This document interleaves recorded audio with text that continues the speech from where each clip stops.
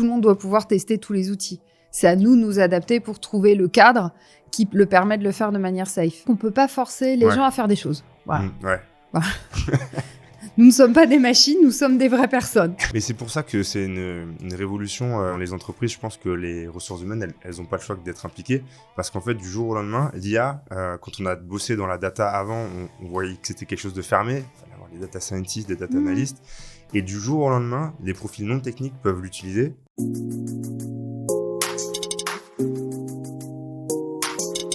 Bonjour à tous, bienvenue dans ce nouvel épisode de AI Corner. Aujourd'hui, j'ai la chance de recevoir Anne-Claire Bachet, qui est Chief Data and AI Officer chez Miracle.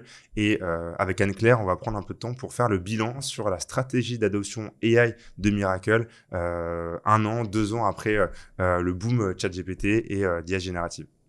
Anne-Claire, bonjour, merci d'être là parmi nous. Bonjour et bonjour à tous. Merci d'être là. Est-ce que pour commencer, déjà, tu peux te présenter, nous raconter un peu ton parcours et ce que tu fais aujourd'hui chez Miracle ?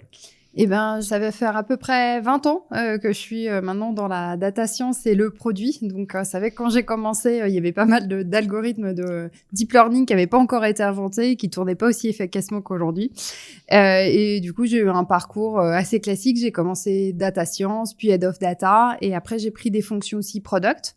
Et maintenant, après être passé banque, assurance, tourisme et e-commerce, voiture d'occasion reconditionnée, je suis arrivée chez Miracle depuis 1 an maintenant. Ok, super. Tes fonctions chez Miracle, ça consiste en quoi ? Et donc, chez Miracle, je suis en charge de la partie data et AI au niveau global, parce que Miracle, on est un peu plus de 700 salariés maintenant, avec plusieurs bureaux dans le monde, donc, et des clients un peu partout dans le monde. Donc, en Europe, en Amérique principalement du Nord, un peu Amérique du Sud, et aussi Australie, Japon et un petit peu Asie. Et donc, on a eu notre premier client aussi maintenant en Afrique, donc on est super contents. Et mes fonctions, je dirais pour les résumer un peu basiquement, elles couvrent un peu 2 volets. Le premier, c'est l'IA en interne. C'est vraiment aider chaque collaborateur à pouvoir tirer le maximum de valeur de l'IA générative pour pouvoir au quotidien repenser son rôle et créer plus de valeur pour nos clients. Et le deuxième volet, c'est plutôt l'IA dans le produit et dans les produits Miracle et contribuer à créer de nouvelles fonctionnalités, voire transformer des fonctionnalités core du produit aujourd'hui avec l'IA générative en le repensant dans un mode, si on était en 2025 et qu'on était en train de recréer Miracle, tout en gardant la même proposition de valeur, comment on s'y prendrait et est-ce que ça apporte plus de valeur à nos clients ? Enfin, un peu succinct. Super clair. C'est marrant parce que nous aussi, on a un peu cette double typologie de projet, l'adoption chez les individus, l'adoption dans les produits. C'est presque 2 cerveaux différents parce qu'en fait, on n'attaque pas les mêmes choses, on n'attaque pas les mêmes challenges. Et si je voulais te faire venir aujourd'hui, c'est aussi parce que finalement, tu as eu un mandat qui n'est pas facile. Tu arrives pile au moment du boom de l'AI avec plein de choses à faire, à tester, à changer. Et je voulais prendre le temps du coup de discuter avec toi un peu de tes enseignements et les bilans que tu tires après 1 an, j'imagine, avoir pris ce sujet à bras-le-corps chez Miracle. Alors, le challenge que j'ai eu en arrivant chez Miracle, c'est que la première personne qui portait cette transformation-là, c'était Philippe Corot, notre fondateur, qui est vraiment persuadé de la valeur de l'IA et de l'IA générative et que c'est vraiment un changement de civilisation pour lui. Ça modifie en profondeur la partie product et comment on va aller développer, mais aussi qu'est-ce qu'on va aller développer comme produit pour nos clients, mais aussi les rôles dans l'organisation. Donc, il avait vraiment tiré ces sujets-là avant que j'arrive.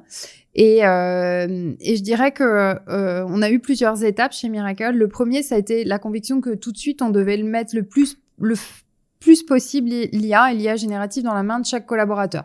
Donc, novembre 2022, ChatGPT.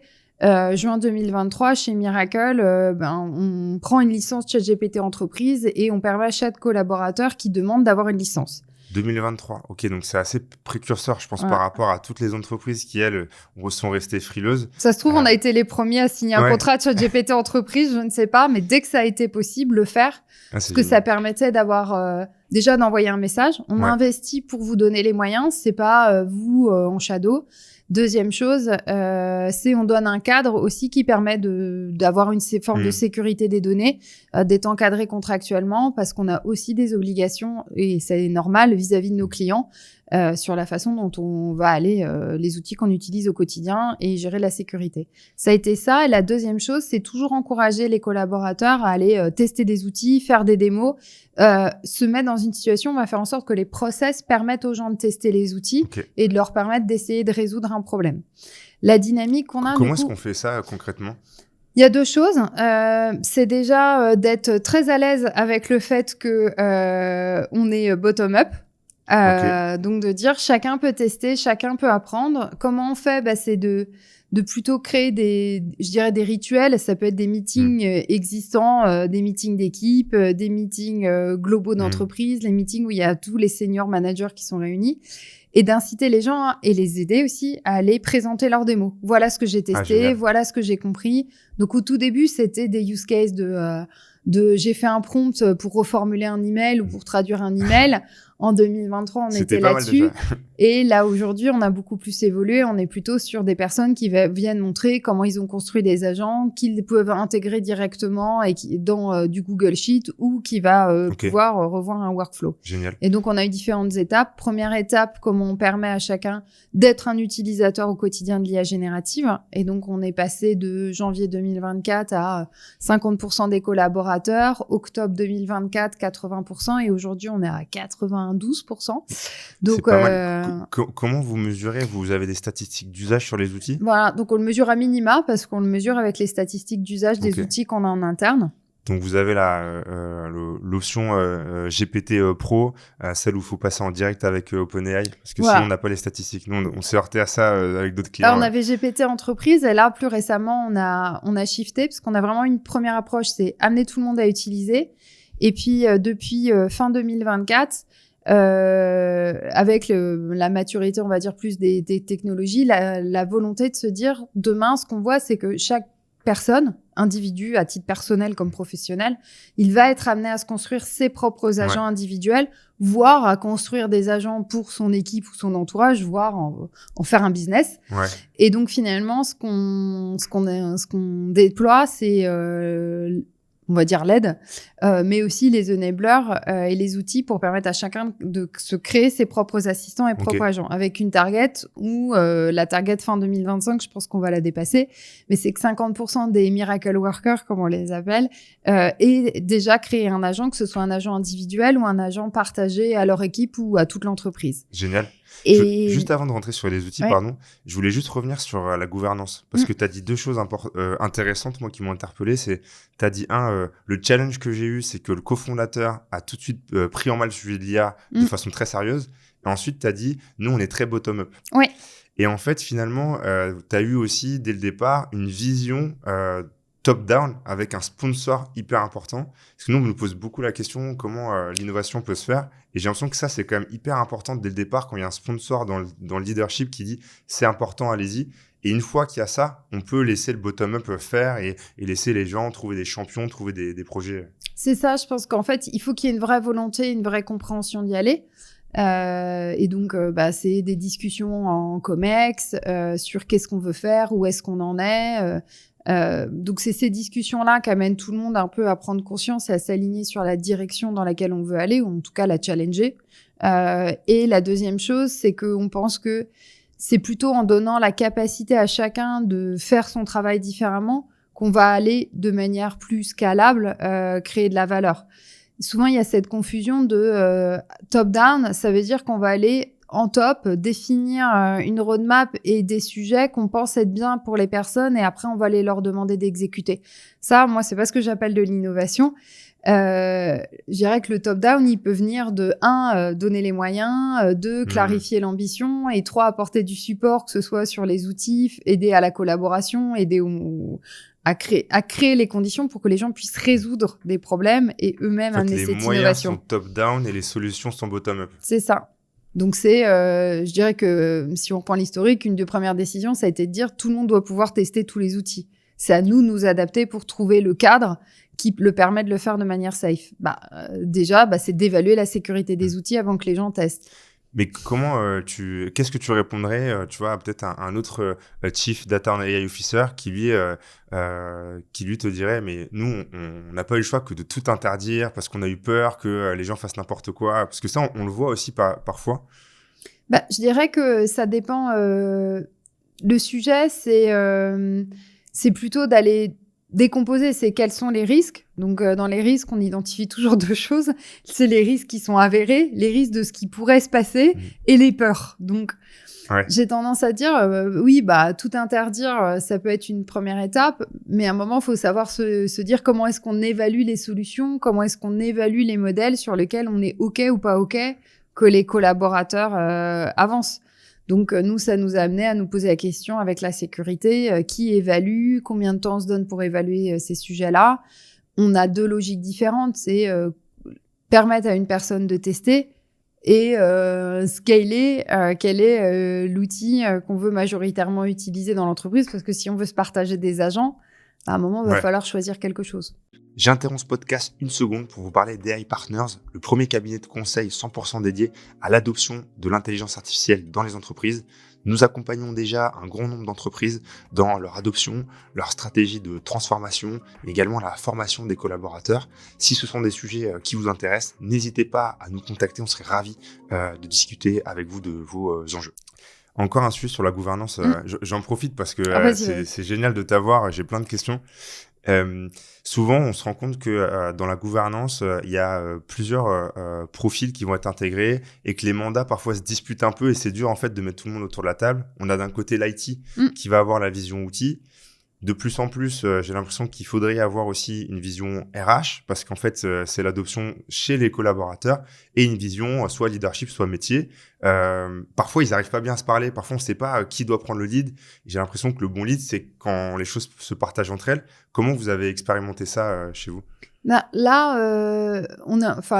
concrètement, en interne, on a changé d'ailleurs récemment, et moi, je travaille en binôme avec Amélie, qui est notre Chief People Officer. Ouais, d'accord. Et là, on arrive au stade où on a plutôt donné les moyens, donné les outils que les gens commencent à tester. Et on arrive maintenant dans un sujet de comment on reconnaît les talents. Est-ce qu'en fait, on devrait à certains endroits avoir des rôles dédiés parce qu'on voit que dans certaines équipes, les sujets avancent pas assez vite. Si on veut avoir plus d'ambition, il faut qu'il y ait quelqu'un qui porte un rôle un peu, je sais pas si on peut l'appeler projet ou ops, mais en tout cas, c'est pas juste 20% de son temps. Si on veut vraiment que ça marche sur des use cases plus avancés, il faudrait qu'il puisse passer 80% de son temps. Et on voit aussi des nouveaux rôles qui apparaissent dans l'équipe. Typiquement, un des rôles qui est l'AI engineer, qui peut très bien être un software engineer qui se passionne pour l'IA générative et du coup, qu'on a envie de reconnaître peut-être différemment d'un software engineer, si vraiment il nous aide à construire des produits d'IA, ou des data scientists qui ont plus envie d'évoluer vers ces fonctions. On voit aussi un nouveau rôle dans les équipes du customer support, sur le fait qu'il y a des personnes dont le rôle n'est plus de répondre aux tickets Zendesk et d'apporter des réponses aux clients, mais plus d'aller revoir les résultats qui ont été apportés par l'agent d'IA et d'aller réaméliorer toute la documentation pour que du coup l'agent puisse mieux répondre la prochaine fois. Donc on arrive un peu, nous, dans cette phase-là où on dit, on voit des nouveaux rôles, on voit des changements de rôle, probablement une façon différente d'évaluer la performance aussi des collaborateurs. Et donc, ça devient un peu un binôme. Mais je dirais que avant tout, en tout cas, ma conviction, c'est que la bonne perspective à avoir, c'est créer les conditions. Et c'est Amélie, notre Chief People Officer, qui disait, tu sais, au bout d'un moment, quand je regarde mon rôle, la plupart du temps, c'est d'aller créer les conditions pour que les talents se développent. Et en fait, on se disait, c'est donner la direction, savoir identifier peut-être les sujets qui sont transverses, compliqués, ou pour les scaler, il faut mettre des équipes dédiées dessus et créer les conditions pour que les personnes puissent passer du temps, puissent se développer, puissent apprendre, puissent avoir les bons outils. Hier, j'étais à une conférence sur l'IA et les ressources humaines et j'ai une question de la part d'une directrice RH que je trouvais intéressante, c'est comment on gère aussi les personnes qui avant faisaient des tâches qui étaient peut-être aujourd'hui facilement automatisables par les IA et qui potentiellement aimer leur métier, en tout cas, on va devoir faire un peu différemment. Et donc, une des façons de gérer ça, c'est de faire du transfert de compétences, d'accompagner ces gens-là. Est-ce que c'est des choses que vous avez été amené aussi à gérer, à mettre en place ? Si on prend l'exemple du customer support, donc le service client chez nous, c'est typiquement une des situations auxquelles on a été confronté. La première, déjà, ça a été comment on accélère la création de la documentation pour nos clients. qui sont dans notre produit, dans notre logiciel, et qui leur permettent de savoir comment l'implémenter, comment fonctionnent les différentes fonctions, les différentes API, par exemple. Ça a touché directement le métier de ce qu'on appelle des tech writers, où en fait, ça change leur façon d'écrire de la documentation. Et je dirais c'est comme tout, dans chaque changement, il y a toujours des early adopters. C'est ceux qui sont en train de faire la queue devant le magasin pour acheter un iPhone. Puis, il y a ceux qui l'achèteront une semaine après et qui ont envie et qui vont suivre. Il y a la masse de la plupart des personnes qui attendent de voir et il y a besoin qu'il y ait des premiers succès pour qu'ils avancent. Et puis, il y a des gens qui n'ont pas envie de changer. Et s'ils n'ont pas envie de changer, je pense qu'il faut être aussi fine avec ça. Il y a toujours des endroits où on aura besoin de tech writers avec les compétences qu'ils aiment. Et je pense qu'il y a des personnes qui, dans ces moments-là, ils n'ont pas envie d'évoluer. Et très bien, c'est leur choix, mais ils vont mettre plus de temps. Et soit ils ont la patience et l'envie, soit nous, on a des personnes qui ont eu envie d'aller ailleurs, de se mettre à leur compte, d'évoluer différemment. Et sur le customer support, on a vraiment vu ce que j'expliquais, un rôle qui émerge avec une personne qui était à plutôt répondre aux clients en service client, et là maintenant qui prend un rôle différent et qui se développe à aller prendre un nouveau rôle parce qu'elle a mieux compris comment fonctionnait les LLM et qu'elle a envie de faire que l'agent crée plus de valeur en ayant des documentations qui soient agent responsive et qui fonctionnent mieux derrière. Donc, je dirais qu'à la fois, ça modifie des rôles et ça crée des opportunités à des personnes. Et après, ça change pas le rôle, ça change la façon dont on fait les tâches. Et on avance chacun un peu à notre vitesse là-dessus. J'ai une dernière question sur les people qui me vient en t'écoutant. C'est une question qu'on me pose souvent en fait. C'est comment je fais pour gérer la conduite du changement alors qu'en fait j'ai des audiences qui sont hétérogènes face au changement, comme tu disais. Il y a les early adopters, il y a ceux qui ont pas envie de changer. Souvent ceux qui ont pas envie de changer, moi quand je les vois en formation, c'est un peu mes préférés parce que si tu passes un peu de temps avec eux, t'arrives finalement un peu à les convertir, mais ça marche pas tout le temps. Et en fait, du coup, tu te retrouves avec une masse d'audience, mais finalement avec des attentes différentes. Et ce qui fait que l'adoption, la stratégie d'adoption, elle est compliquée.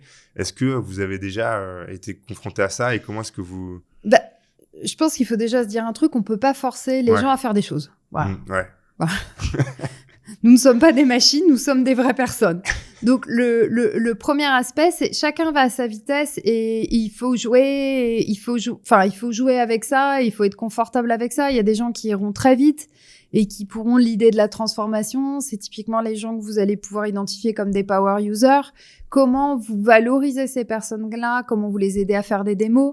Comment vous continuez à faire des office hours où vous aidez les personnes qui n'ont pas encore commencé à créer leur agent, le faire et leur permettre de dire il est jamais trop tard pour faire un premier pas et pas de jugement, on est humain. Chacun va à sa vitesse aussi. Tu avais peut-être un super projet stratégique qui faisait que tu n'avais pas du tout le temps de t'y consacrer. Et je dirais après, tout le monde y viendra à un moment ou un autre. Sinon, il faut faire avec. Oui, je pense qu'il faut faire avec. Et puis, il faut accepter que chacun est à sa vitesse aussi. Quand c'est pas le cœur de son métier, mais que c'est un X% de son métier, les gens y arriveront au fur et à mesure. C'était intéressant parce que quand il y a eu les AI Product Conference, il y a Tristan Chavilla qui a commencé en opening keynote et il a dit un truc, j'ai pris ma claque le jour où. Et je pense ce qu'on a vécu avec l'IA générative, je pense qu'il y en a qui ont pris leur claque très tôt en disant « Oh, waouh, c'est vraiment un énorme changement ». Et une fois qu'ils ont basculé, ils ne reviendraient pas en arrière. Et je pense qu'on a tous le moment où on se prend cette claque. C'est marrant parce que moi, je me souviens, par exemple, du moment où j'ai pris la claque et je pense que tu as raison. Je pense que tout le monde se souvient. Ah ben là, j'ai compris. Alors, c'était quoi ta claque? Moi, je préparais une conférence sur un sujet qui était censé être un peu complexe, qui était la mesure des performances digitales, où je mixais, alors ça va pas parler à tout le monde, j'ai mixé des A/B tests géographiques et du media mix modeling. Et je préparais une façon de vulgariser cette partie-là un peu technique. Et ChatGPT l'a fait mieux que moi, alors que j'étais censé être un expert du sujet. Et là, je me suis dit, bon, si je me fais remplacer en imprompt, il y a un problème. Moi, je sais que ça a été... alors, ça a été un moment... je dirais qu'il y en a eu deux. Je pense que quand j'ai vraiment vu que ChatGPT arrivait, je me suis dit, waouh, En fait, c'est fou. Maintenant, il n'y a plus besoin d'être data scientist et de savoir... on n'a plus besoin de passer par des API pour pouvoir accéder aux algorithmes d'IA. Maintenant, tout le monde va le faire. Et ça a été mon premier truc. Je me suis dit juste waouh. Et je dirais la deuxième chose, ça avait été dans ma boîte précédente, quelqu'un du customer service au UK qui s'était servi de GPT 3.5 en janvier 2023 pour aller reformuler des emails standards qui étaient envoyés. Et comme il s'en était servi pour les reformuler d'une manière plus humaine, en reprenant un peu des éléments de tone of voice de la marque. Et il avait fait ça tout seul. Et en fait, c'était nos premiers cas d'usage d'IA générative qui avaient été faits par une personne totalement non technique et qui avait dit, tiens, je vais tester, je vais le faire assez mieux. Et voilà. Mais c'est pour ça que c'est une révolution dans laquelle, dans les entreprises, je pense que les ressources humaines, elles n'ont pas le choix que d'être impliquées. Parce qu'en fait, du jour au lendemain, l'IA, quand on a bossé dans la data avant, on voyait que c'était quelque chose de fermé. Il fallait avoir des data scientists, des data analysts. Et du jour au lendemain, les profils non techniques peuvent l'utiliser. Et c'est pour ça que moi, je rigole toujours un peu quand les experts AI classiques sont un peu durs avec les nouveaux experts AI, même s'il y a un peu de tout, mais en même temps, c'est nouveau. Du jour au lendemain, un profil non technique peut l'utiliser et peut peut-être faire des choses exceptionnelles. Et ça fait aussi partie de la révolution et je trouve que c'est top. Donc, en fait, c'est pas un sujet data comme les autres. C'est un sujet qui concerne tout le monde, quoi. Bah, c'est pour ça que je trouvais que c'était assez pertinent quand tu utilisais le terme transformation, parce que c'est finalement une transformation d'entreprise.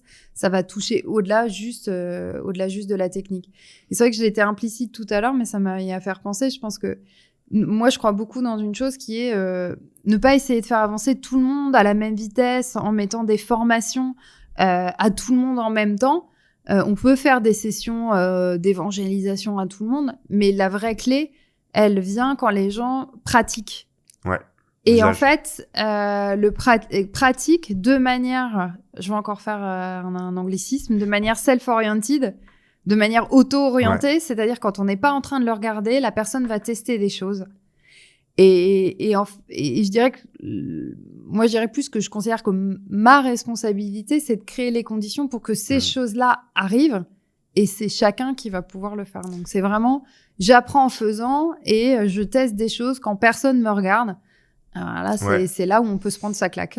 Ouais, c'est ça. Mais je suis assez d'accord, il y a une sorte de pas fausse bonne idée, mais peut-être de croyance limitante qui était de se dire on va mettre 2 jours de formation à tout le monde et puis l'adoption est réalisée. Ouais, non. En fait, on se rend compte que ça suffit pas pour l'usage. C'est un chemin et c'est un chemin qui est individuel et propre à chacun.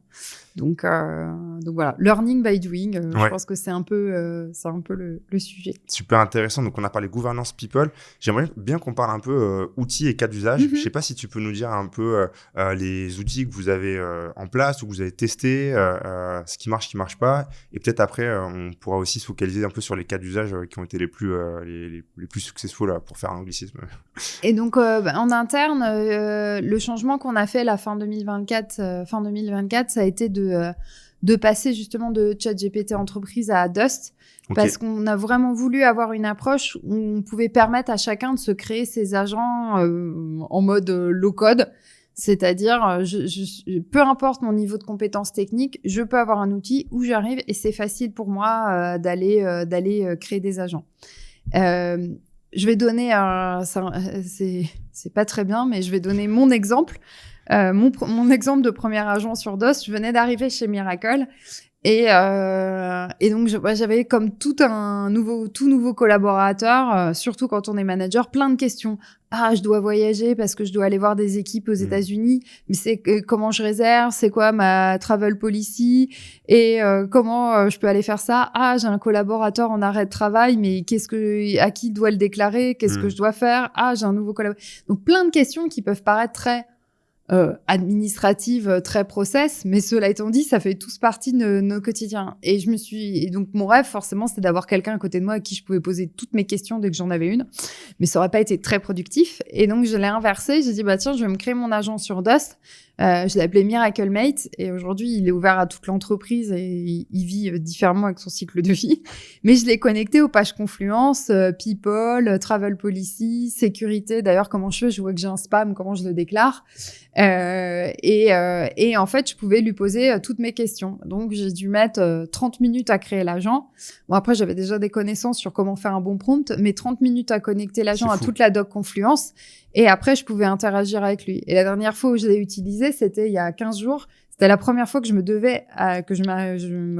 retrouvais confrontée à me dire, faut que j'imprime quelque chose. J'étais là, oh mince, c'est vraiment le truc où on s'est pas connecté, il faut connaître l'adresse IP de l'imprimante, faut aller lire des docs. Et j'étais là, ah mais non, mais normalement, j'ai connecté mon Miracle Mail.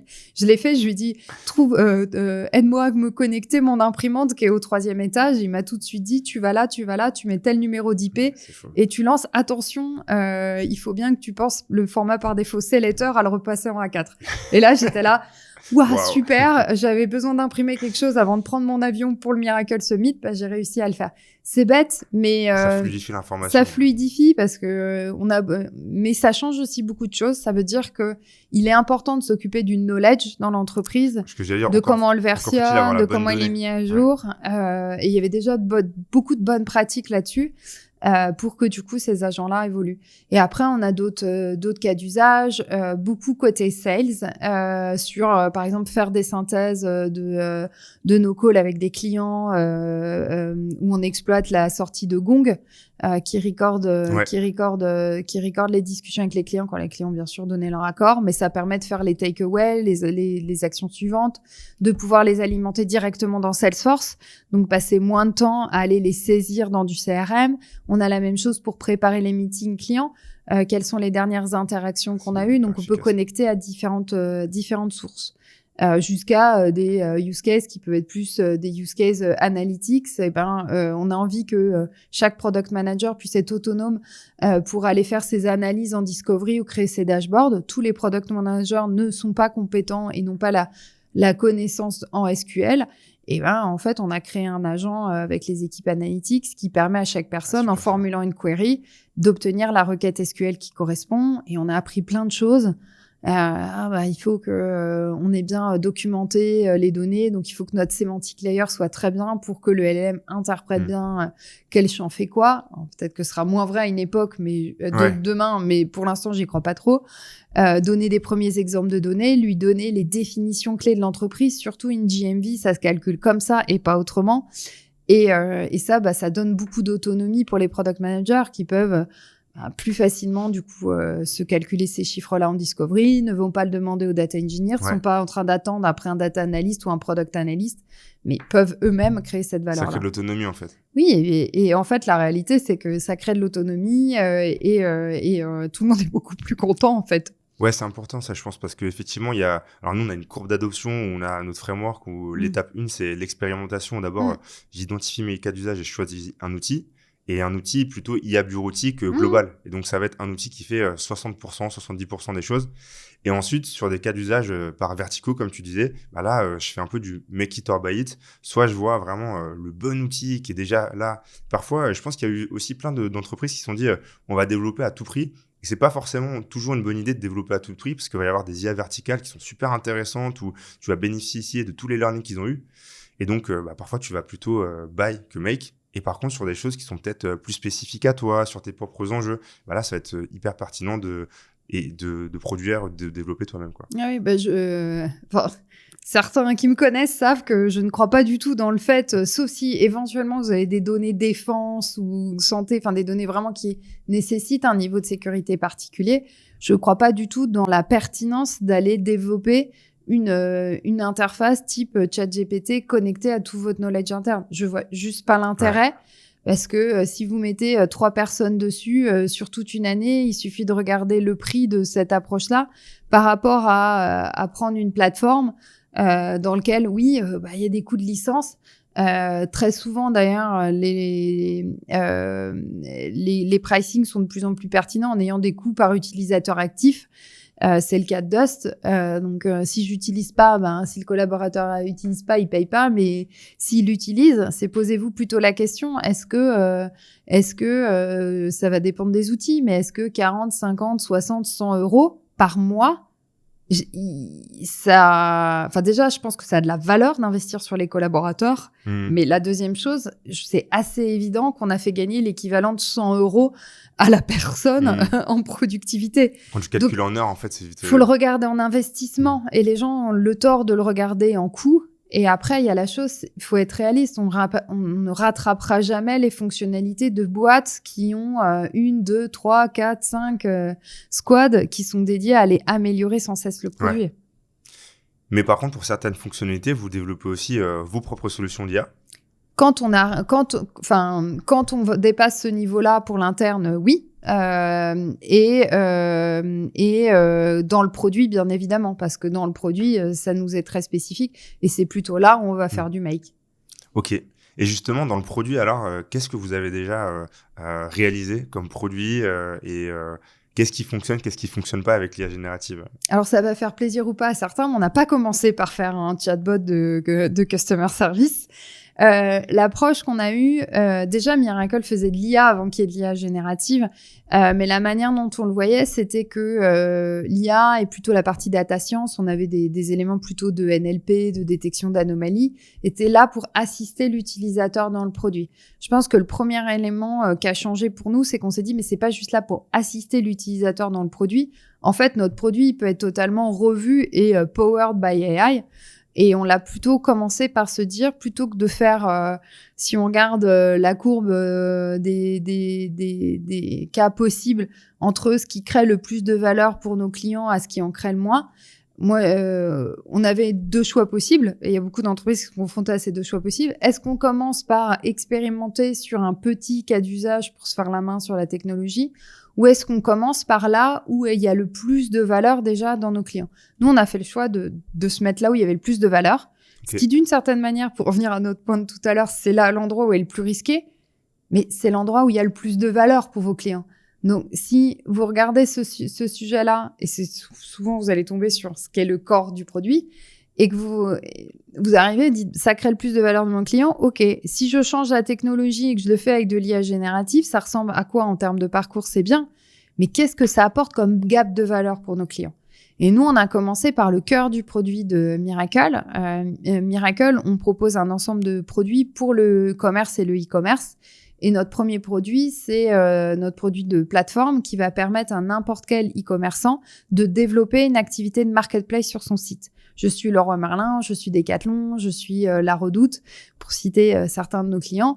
Je suis Castorama. Et ben, je peux aller développer une offre de marketplace et proposer des produits additionnels sur mon site. Parce qu'on sait tous, en e-commerce, c'est l'équation. Le client, quand il arrive, c'est savoir lui proposer le bon produit au bon moment. Et donc, en fait, la problématique de marketplace permet d'enrichir une offre d'après-ski sur le site de Decathlon pour les moments des sports d'hiver et offrir plus de choix. Et du coup, le cœur de la complexité de notre produit, c'est ce qui est le matching de catalogue. Je suis un seller, peut-être la marque... je vais en citer une au hasard. La marque Aigle, pour rester sur mon histoire d'après-ski, je veux vendre mes après-ski sur le site de Decathlon. Et ben, j'ai une façon d'avoir mon catalogue produit. Soit il est dans mon système et je me connecte par API, soit je peux faire un export CSV. Mais à un moment, la façon dont je vais exprimer la catégorie de mon après-ski, la couleur de mon après-ski, le titre, la description, toutes ces informations-là, je vais devoir les faire correspondre à la manière dont Decathlon présente ses produits. Donc peut-être que moi, je vais l'appeler gris glacier, le couleur de mon après-ski, là où ça va être gris chez Decathlon. Peut-être que ça rentre dans j'ai peut-être 10 catégories et chez Decathlon, ça va peut-être aller juste dans la catégorie après-ski. Donc, il y a pas mal d'éléments de transformation de données. Quand on regarde, qu'est-ce que l'IA générative sait bien faire? Transformer des fiches d'informations texte, créer des informations texte, donc voir les traduire. Manuellement, ça doit être un travail dingue aussi. Et donc, c'est un travail qui existait. Et ce qu'on a vu, c'est que chez nous, ce délai-là d'onboarding d'un seller sur un site, c'était 28 jours, ce qui était déjà bien, on était très contents.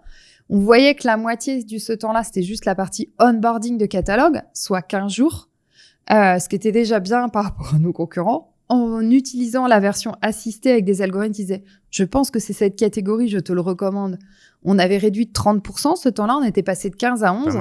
Et en fait, en repassant en mode IA génératif, on dit, mais en fait, le seller peut arriver, il nous donne son catalogue et on va faire cette catégorisation-là et tout ce qu'on peut faire automatiquement avec l'IA générative, le générer directement en format attendu.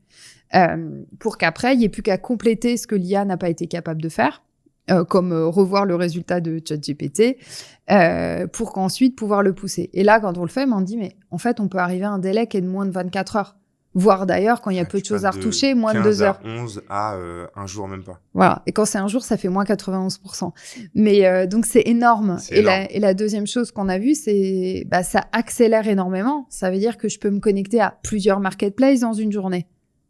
Ça veut dire que je peux faire énormément d'autres choses. Le point d'attention après, c'est aussi de dire, en benchmark, est-ce qu'on fait mieux ou pas que l'humain ? À quel point on ne dégrade pas non plus la qualité par rapport à l'humain. Mais on a plutôt pris le parti de se dire, on se met là, parce qu'en fait, en regardant, on peut créer un gap de performance énorme pour l'utilisateur, passer de 11 jours à moins d'1 jour. Ouais, c'est fou, parce qu'on parle beaucoup de ROI. Quel va être ton ROI sur l'IA ? Bon, là, a priori, il est clair et net. Et voilà. Et après, tu commences à construire et à être challengé par de nouvelles choses. Quelles sont les préférences utilisateurs ? Comment ils veulent interagir avec le IA ? Comment ils veulent revoir les résultats ? Comment on fait l'évaluation ? Donc, plein d'autres choses. On a plutôt commencé par cet aspect-là. Et après, on avait aussi un produit de retail média sur lequel on fait beaucoup d'investissements en IA, même si la plupart, c'est classique. Faut pas oublier qu'il n'y a pas que l'IA générative dans la vie. Donc, l'approche, c'est plutôt ça. Là où ça crée le plus de valeur et le penser powered, commencer par se dire est-ce qu'il y a un gap de valeur ? Et s'il y a un gap de valeur, d'abord imaginer comment on va pouvoir le résoudre techniquement et après travailler avec les équipes design et produits ensemble pour aller voir quelle est la meilleure expérience à créer pour intégrer cette partie-là. Okay. Sur l'anomalie de prix, par exemple, on avait la question, est-ce qu'on bloque les produits ? Est-ce qu'on met juste une alerte ? Qu'est-ce qu'on va faire ? Comment on expose le fait qu'on pense qu'il y a une anomalie de prix à un utilisateur ? Le premier cas dont tu parles, c'est presque, d'une certaine manière, un cas de feature engineering, dans le sens où tu as une donnée d'un certain type et tu dois la transformer dans un autre type pour que ça matche avec ton output. Moi, ce que je ressens de ce que tu racontes, c'est ce qui se passe chez Miracle, c'est beaucoup d'humilité et d'envie de tester. Finalement, d'être dans cette phase de build, et puis on verra, et puis on comprendra, mais en fait, de créer un learning path, un apprentissage au fur et à mesure. En fait, nous, on croit beaucoup que les seuls produits qui existeront, c'est des produits qui auront su intégrer de l'IA avec la bonne expérience utilisateur, forcément performante, mais qui résout des vrais problèmes pour les clients, et que la seule manière de trouver ce chemin-là, c'est d'y aller, de tester, d'essayer tout le temps de réduire ce gap-là entre les attentes des utilisateurs et le produit qu'on met dans leurs mains, et de toujours essayer de résoudre des problèmes plus loin, et qu'il faut apprendre le long. Et c'est sûr que j'aime pas forcément ce mot-là, parce qu'on se dit on fait de l'application, mais même si on est en train de construire des applications sur de l'IA, ça reste de l'innovation aussi. On fait quelque chose qu'on n'a pas vraiment fait en production avant à l'échelle. Ok, super. Mais c'est ça qui est intéressant. Bah, c'est ça, c'est plein de choses à découvrir. Faut savoir être réactif et adaptable, mais comme toujours. Ouais, dans la data. Mais merci beaucoup, on approche de la fin de l'épisode et je voulais terminer sur une question un peu tricky pour toi. Quels conseils, quels seraient les 3 conseils que tu donnerais à un Chief Data AI Officer qui lancerait sa stratégie d'adoption AI ? Je dirais le premier, c'est d'essayer de comprendre où sont les enjeux business dans l'entreprise. Où est-ce qu'on comprend qu'il y a du potentiel de développement, du potentiel business. Je pense que c'est un élément qui est important. Et le deuxième, c'est passer du temps, je dirais, en mode ligne sur le terrain, c'est avec les clients. Comprendre quels sont leurs problèmes, qu'est-ce qui se passe, dans quel contexte est-ce qu'ils sont, que ce soit aussi valable pour les clients que pour des collaborateurs en interne. Et après, finalement, partant de ces deux mélanges-là, commencer à se dire, OK, quels sont les problèmes que j'ai envie de résoudre ? Donc, et du coup, c'est quoi les top 3 c'est quoi les 3 initiatives ou les 3 gros challenges sur lesquels je vais mettre essentiellement mes ressources et mon énergie. Et le reste, c'est le reste. Mais il y a un moment, c'est de savoir choisir ces 3 combats. Donc, je dirais, qu'est-ce qui est le plus important pour le business ? Aller voir vraiment où la valeur se fait et où il y a vraiment des problèmes. Et en fonction de ça, choisir les top 3 des sujets sur lesquels mettre l'énergie, pas tant en termes de livrables. Donc, je dirais pas c'est déployer tel outil à tout le monde, mais plus de se dire, tiens, je voudrais essayer de diviser par 2 ou par 10 le temps d'onboarding de catalogue. Et les 3 problèmes que je pense que en les résolvant vont permettre d'aller sur ce chemin, c'est ces 3-là. Ok. Ça donne de la clarté, ça permet d'être un peu orienté. Et après, d'être flexible aussi, parce que quand il y en a un qui sera fini, ce sera quoi le nouveau 3e? Super intéressant. Merci beaucoup pour ton temps. C'était passionnant et à bientôt. Merci. Au revoir à tous. Merci.